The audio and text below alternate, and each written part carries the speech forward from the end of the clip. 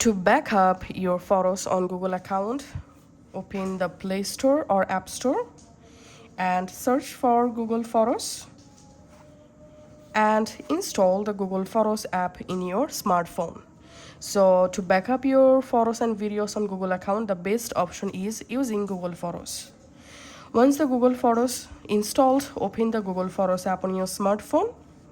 And if you're first time here, log into your Google Photos account using your Gmail or Google account. Once you successfully signed in, tap on your profile photo and here scroll down and tap on Photos settings, tap on backup, and now we must need to turn on backup option.